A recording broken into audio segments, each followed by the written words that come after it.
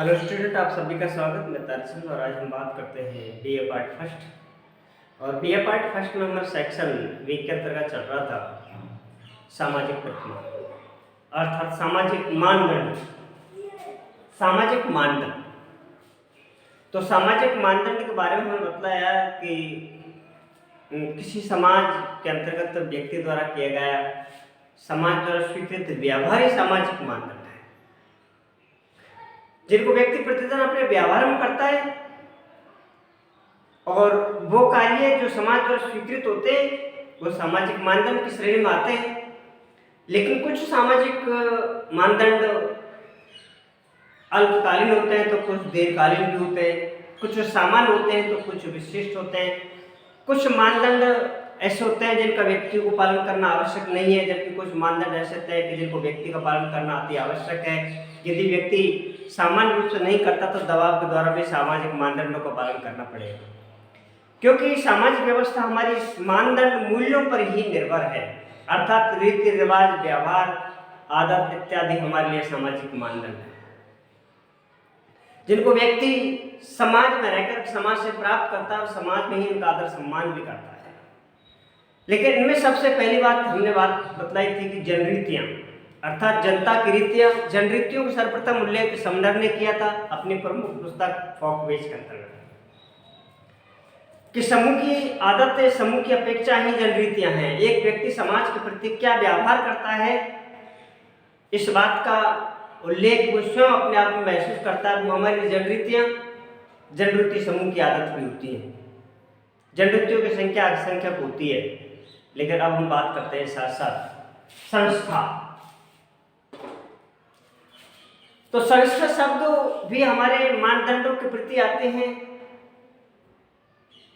जब कोई विचार समाज और व्यक्ति दोनों के लिए उपयोग होता है तो बाद में वे लोकाचार बन जाते हैं, लोकाचार से प्रथाएं बन जाती है, प्रथाओं से परंपरा बन जाती है, परंपराओं से कानून बन जाते हैं।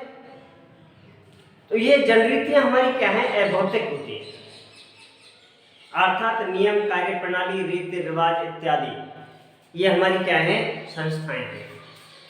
तो सबसे पहली बात यह है कि जनरीति का उल्लेख तो किया था हर्बर्ट समदर ने, लेकिन यहाँ संस्था का जो प्रयोग किया, सर्वप्रथम उल्लेख किया है वो हर्बर्ट स्पेंसर ने अपनी प्रमुख पुस्तक सर्वप्रथम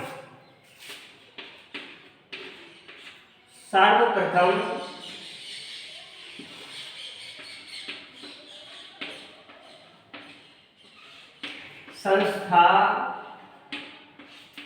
का उल्लेख हर्बर्ट स्पेंसर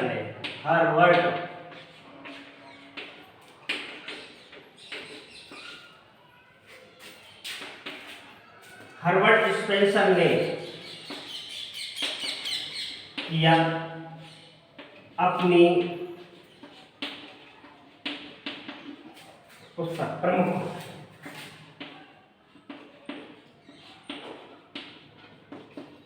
पुस्तक द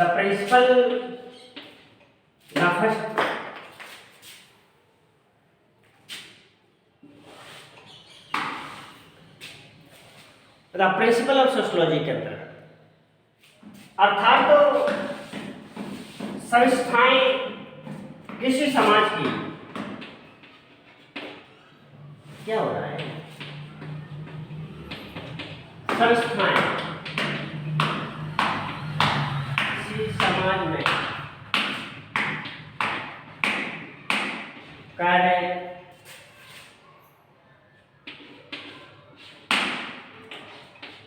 करने की रीतियां,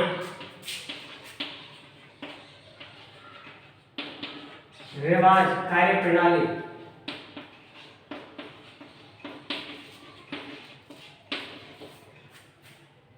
संस्था किसी समाज में कार्य करने के तौर तरीके, कार्य प्रणाली या रीतियां, रिवाज ही संस्थाएं कहलाती हैं। ये संस्था हमेशा अमूर्त होती है। ये संस्था हमारा अमूर्त होती है। इनका एक प्रतीक होता है संस्था का,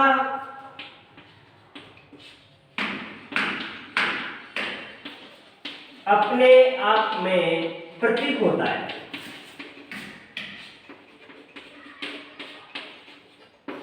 प्रतीक होता है जिसके आधार पर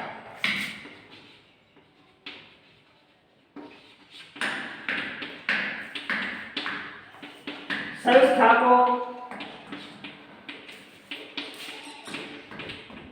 जाना जाता है। संस्था के सदस्य हम नहीं हो सकते, एक व्यक्ति किसी संस्था का सदस्य नहीं होता। संस्था एक नियम और कार्य प्रणाली है, अर्थात कार्य करने के तौर तरीके व्यवस्था ही संस्था कहलाती है।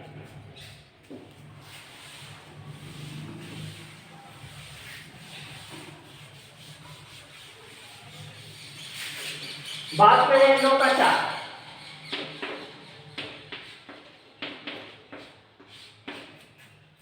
या रूढ़ियां।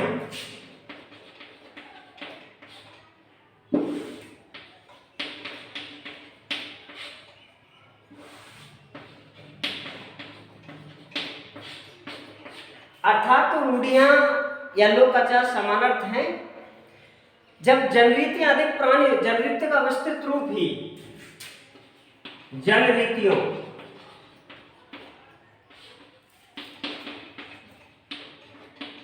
विस्तृत एवं पुराना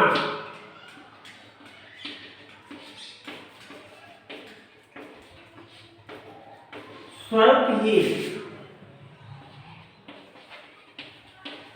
रूढ़ियां कहलाती हैं। जैसा कि जनरीति व्यक्ति की समूह की आदत होती है, लेकिन जब जनरीतियां अधिक प्राचीन हो जाती हैं और पीढ़ी दर पीढ़ी चलती आ रही है और दीर्घ अवधि से चली आती है तो वो रूढ़ी बन जाती है। ये जनरीति के बाद आती है, लेकिन जनरीति से अधिक प्राचीन भी होती है रूढ़ियां, लेकिन इनका जनरीतियों की तुलना में दबाव समाज पर अधिक रहता है। ये भी मौखिक रूप से हस्तांतरित होती हैं, ये भी अलिखित होती हैं। इनका भी व्यक्ति जीवन में अपने व्यवहार और प्रयोग करता है। लेकिन यहाँ पर जनरीतियों के बाद में जो प्राचीन है, जो विस्तृत रूप है, जो थोड़ा दबाव होती है, विस्तृत प्रकार की होती है, वो रूढ़ियां कहलाती है।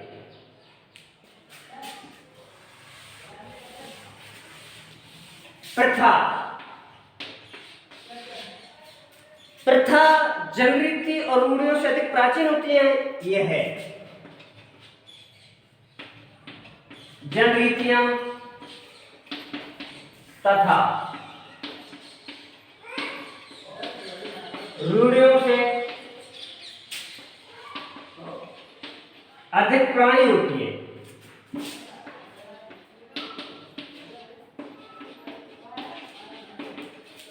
प्राचीन होती है। ये जो प्रथा होती है, सबसे पहले जनरीति होती है। जनरीति जब अधिक प्रचलित होती है, पुरानी हो जाती है, तो वो प्रथा रूढ़ियां बन जाती है। और रूढ़ियां जब अधिक प्राचीन होती हैं और लगातार विस्तृत होती रहती हैं, चलती आ रही हैं, समाज व्यक्ति के लिए उपयोग होती हैं, तो वो प्रथाएं बन जाती हैं, अर्थात प्रथा। और प्रथा के बाद में प्रथा भी अलिखित होती है, इनका भी समाज पर दबाव अधिक होता है। जनरीतियों पर कम रहता है, उसके बाद में रूढ़ियों पर जनरीतियों से ज्यादा दबाव रहता है, प्राचीन होती हैं, और उसके बाद में प्रथाएं आती हैं। तो प्रथाओं का समाज पर अधिक दबाव रहता है। ये अलिखित होती है, ये मौखिक हस्तांतरित रहती है, लेकिन पीढ़ी दर पीढ़ी हस्तांतरित होती है। प्रथाएं एक पीढ़ी से दूसरी पीढ़ी को गतिमान भी रहती हैं। प्रथाएं रूढ़ी और जनरीतियों से अधिक प्राचीन होती हैं, और उसके बाद में फिर प्रथा ही परंपरा में बदल जाती है। परंपराएं अर्थात वे विचार, व्यवहार,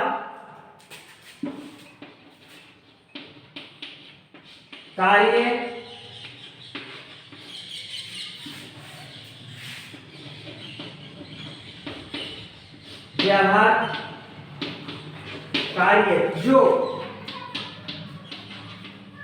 पीढ़ी दर पीढ़ी हस्तांतरित होते रहते हैं।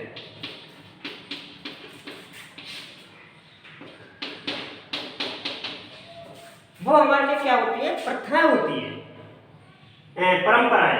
अर्थात परंपरा में विचार व रीति कार्य विधियां जो पीढ़ी दर पीढ़ी हस्तांतरित होती रहती है। ये परंपरा अधिक प्राचीन होती है, अलिखित होती है।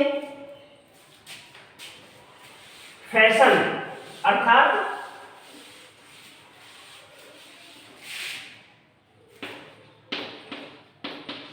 फैशन और धुन, ये भी हमारी रीतियां।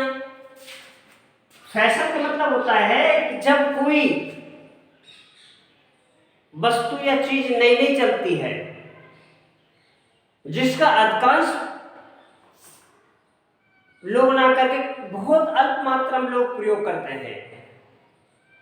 जो स्टार्टिंग में कोई भी वस्तु चलती है जिसको कुछ ही लोग प्रयोग करते हैं, वो अधिक महंगी होती है, उसकी मात्रा बाजार के अंतर्गत कम होती है, वो कहलाती है फैशन। अर्थात प्रारंभ कोई चीज जब चलती है स्टार्टिंग, तो उसकी संख्या कम होती है, संख्या कम होती है तो इसको लोग कम उपयोग करते हैं। कम उपयोग का कारण क्या है कि अधिक महंगी होती है, इसलिए अर्थात प्रारंभ में जब कोई वस्तु चलती है तो ये फैशन है और हर किसी व्यक्ति की ख्वाहिश है एक नई पहचान बनाने के लिए फैशन का प्रयोग करते हैं। लेकिन जब फैशन पुराना हो जाता है, फैशन किसी वस्तु का प्रथम बार प्रयोग करना फैशन है। लेकिन जब फैशन अधिक प्रचलित हो जाता है और उसका मार्केट में वैल्यू अधिक हो जाती है तो वो धुन बन जाती है। धुन एक सामान्य है जो प्रत्येक व्यक्ति के पास होती है।